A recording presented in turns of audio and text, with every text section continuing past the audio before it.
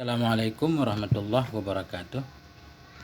Sahabat semuanya yang pengen belajar bahasa Arab dari dasar, ini cara paling mudah untuk belajar nahu dari dasar. Kita mulai. Huruf. Dalam bahasa Indonesia ada istilah huruf, yaitu abjad. A, B, C, D, E hingga seterusnya, itu namanya huruf. Dalam bahasa Arab juga disebut huruf alif, ba, ta, sa, jim, ha, yaitu huruf hijaiyah.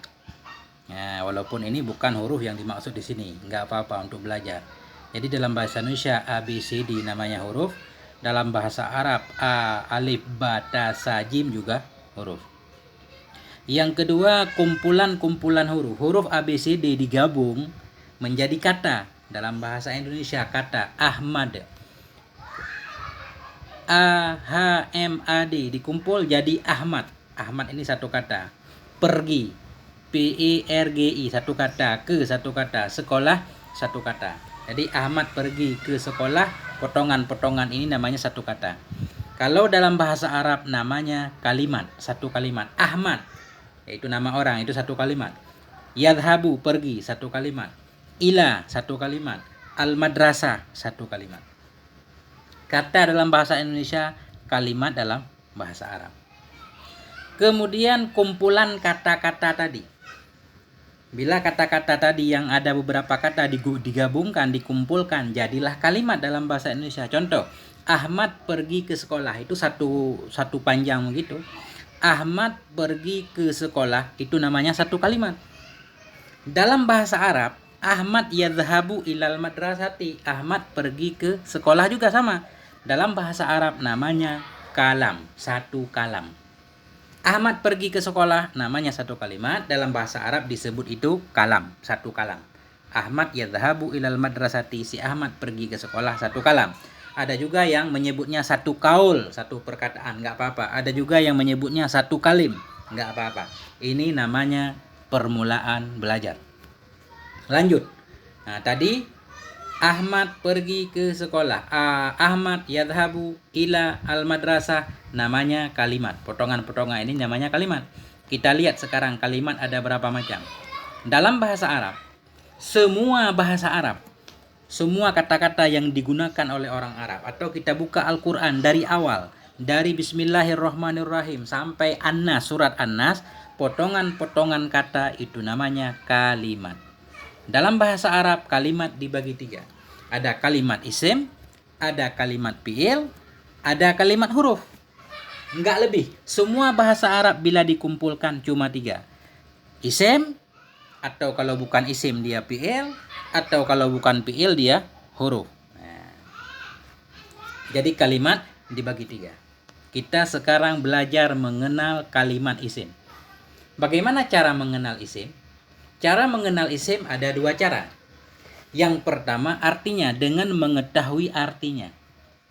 Nah, dengan mengetahui artinya, yaitu artinya setiap kalimat yang menunjukkan arti benda atau tentang sifat itu pasti isim. Karena isim itu kata benda atau kata sifat. Contoh di sini madrasatun, kita tahu artinya, arti madrasatun sekolah, berarti madrasatun pasti isim karena sekolah, sekolah benda. Kemudian baitun, arti baitun rumah, berarti baitun bisa kita pastikan dia itu isim karena dia benda. Kemudian masjidun, artinya masjid, berarti masjidun isim karena dia benda. Kemudian tawilun, panjang, panjang itu sifat benda, berarti tawilun isim. Kemudian kasirun, kasirun artinya pendek, berarti pendek itu juga sifat, berarti kasirun ini isim. Jamilun, cantik, cantik itu sifat, berarti jamilun isim. Dengan mengetahui arti dari satu kalimat, kalau artinya benda atau artinya sifat, itu berarti dia isim, pasti isim, nggak boleh yang lain. Jadi madrasatun kalimat isim, baitun kalimat isim, masjidun kalimat isim, tawilun kalimat isim, kasirun artinya pendek juga kalimat isim, jamilun cantik juga kalimat isim. Lanjut. Bila kita membuka Quran, kita nggak tahu isi Al-Quran semuanya, pasti kita nggak tahu. Lantas bagaimana cara mengetahui bahwa satu kalimat itu isim kalau kita nggak tahu artinya? Oh, kita pindah ke cara kedua. Cara mengenal isim yang kedua yaitu dengan mengenal tanda-tanda isim. Tanda-tanda isim itu banyak, antara lain satu, tanwin. Tanwin itu baris 2. Baik bunyinya an, in, atau un. Baik tanwin fathah, tanwin kasrah, atau tanwin dhammah. Jadi setiap kalimat yang ada tanwin di ujungnya, jadi tanwin itu letaknya di huruf terakhir. Setiap kalimat yang di huruf terakhirnya ada tanwin, itu mesti isim. Nah, karena pada fi'il dan huruf nggak boleh ada tanwin. Contoh, madrasatun. Madrasatun, atau kita baca madrasatan, atau kita baca madrasatin, berarti madrasah ini isim. Tandanya apa? Ada tanwin. Walaupun kita nggak tahu artinya. Kita nggak tahu madrasah itu apa, nggak apa-apa. Kemudian baitun.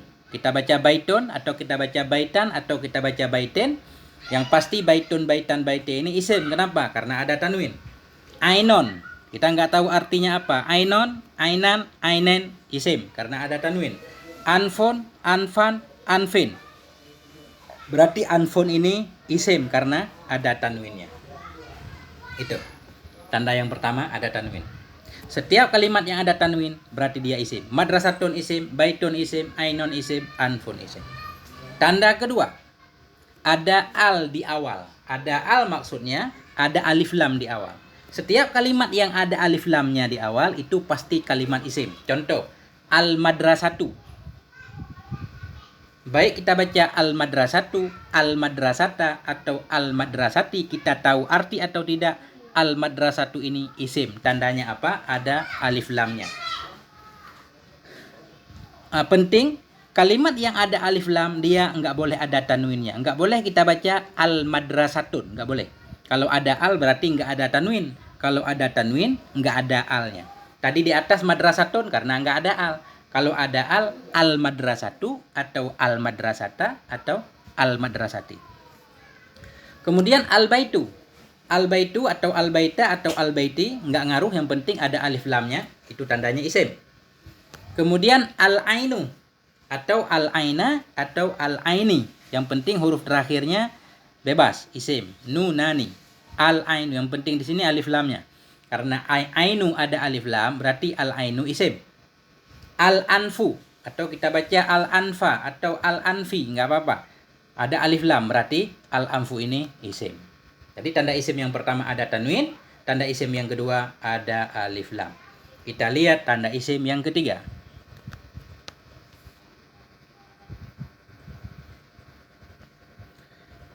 Tanda isim yang ketiga yaitu kalimat tersebut didahului oleh huruf jar. Ada huruf jar di awalnya.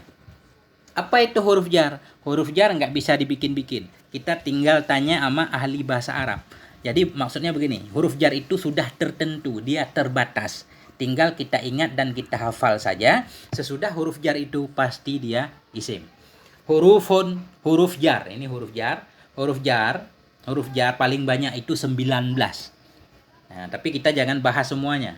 Huruf jar di sini yang paling penting min artinya dari, ila artinya kepada, an artinya dari, ala artinya di atas, fi artinya di dalam, rubba artinya kadang-kadang, alba'u namanya kalau ketemunya bi artinya dengan, al-kafu maksudnya kaf seperti artinya, kemudian alamu maksudnya lam artinya bagi.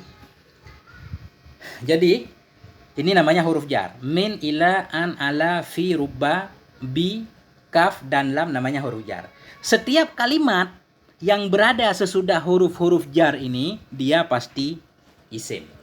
Nah, jadi, bila satu kalimat diawali dengan huruf jar, dia namanya kalimat isim. Contohnya, min, minal baiti, minal baiti. Al-baiti ini isim. Kenapa? Karena didahului oleh min. Di mana min kita sudah tahu dia itu huruf jar. Kemudian ilal madrasati, ilal madrasati. Al madrasati berarti dia isim. Tandanya apa? Diawali oleh huruf ila, huruf jar. Dan juga di al madrasati ada alif lam. Jadi satu isim itu bisa banyak tandanya. Tanda pertama ada ila, huruf jar. Tanda kedua ada alif lam. Contoh ketiga, anin nabail azim, surat An-Naba.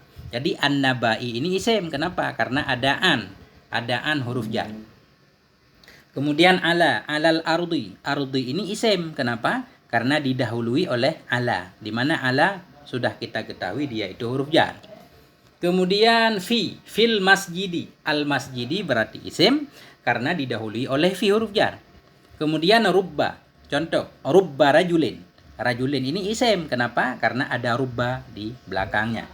Kemudian contohnya bil ghaibi. Alladzina yu'minuna bil ghaibi. Bil ghaibi. Al ghaibi isim. Kenapa? Karena ada huruf jar yaitu bi. Kemudian kaf. Contoh kasyamsi seperti matahari. Asyamsi isim. Kenapa? Tandanya ada kaf huruf jar. Kemudian lam. Contoh lillahi. Berarti Allahi ini isim karena ada huruf jar yaitu li. Kemudian lil muttaqin. Bagi orang yang bertakwa. Saya nggak mengartikan karena fokus kepada mengenal isim dulu. Al muttaqin ini isim. Kenapa? Karena ada huruf jarnya li. Kemudian ini lam contohnya 3. Lil muslimina. Jadi muslimin ini isim karena ada huruf jar li atau lam. Nah itu. Jadi tanda isim yang ketiga yaitu diawali atau didahului oleh huruf jar. Setiap kalimat yang berada sesudah huruf jar itu dianya isim. Kemudian yang keempat tanda isim didahului huruf qasam atau huruf sumpah. Jadi orang Arab itu kalau bersumpah menggunakan beberapa huruf. Huruf qasam atau huruf sumpah itu ada 3, ada ba, ta, dan waw. Contoh, wallahi demi Allah, ballahi demi Allah, tallahi demi Allah. Allahi ini isim karena ada huruf qasam di belakangnya, huruf sumpah. Ballahi, Allahi ini isim karena ada ba qasam, huruf sumpah. Tallahi juga isim, kenapa? Karena didahului oleh ta, huruf sumpah.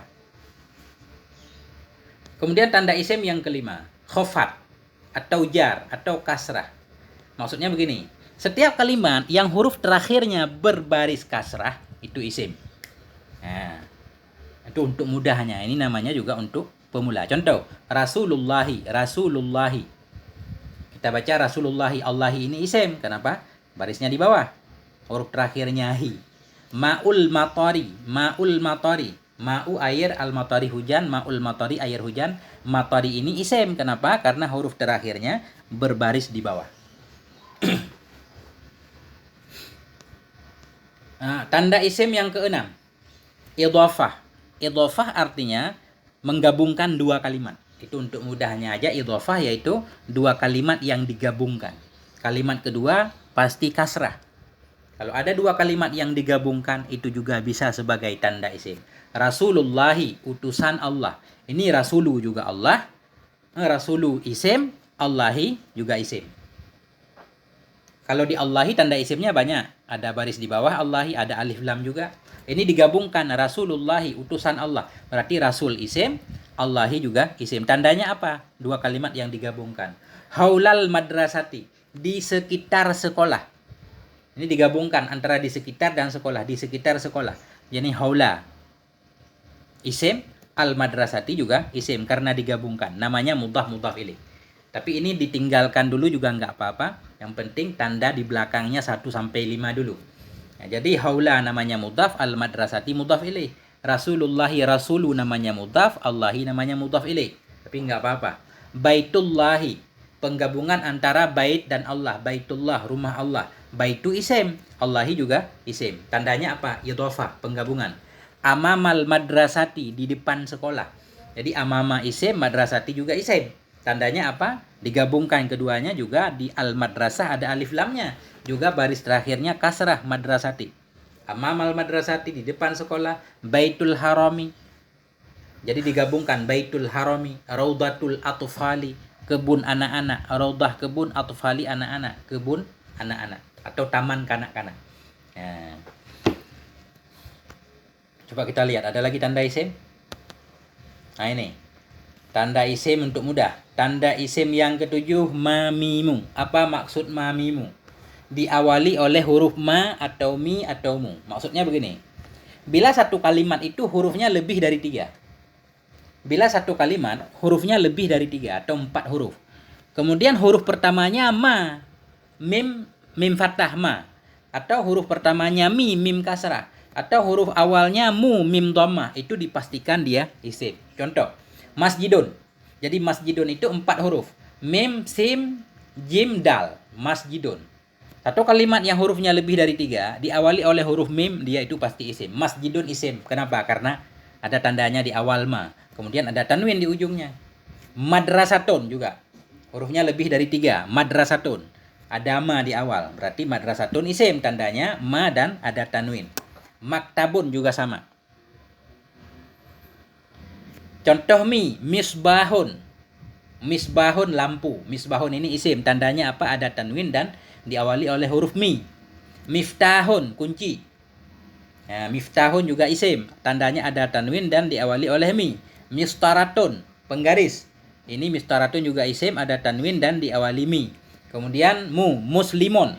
Muslimun ini hurufnya lebih dari 3. Jadi ada mu di awal, dia pasti isim muslimun. Orang muslim, mukminun orang beriman sama, mukminun hurufnya lebih dari 3. Kemudian ada mu di awal berarti dia isim, ada tanwin juga mukminun. Mustakbalun masa depan.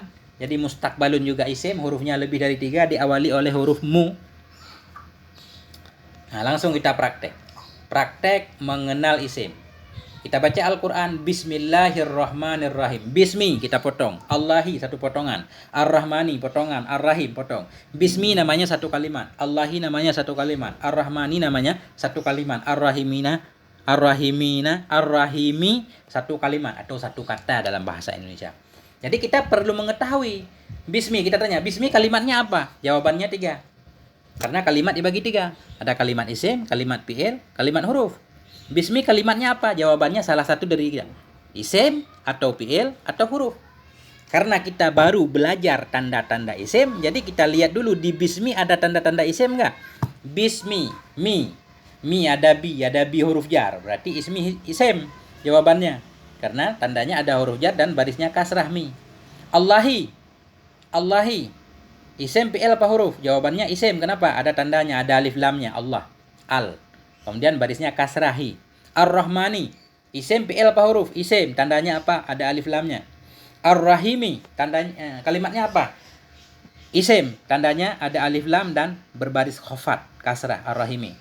Kemudian alhamdu. Alhamdu kalimatnya apa? Jawabannya sama. Kalau bukan isim, fi'il atau huruf. Di sini alhamdu isim. Kenapa? Karena ada al. Kemudian lillahi. Lillahi isim karena ada huruf jar yaitu lam. Lil muttaqin contoh di belakang.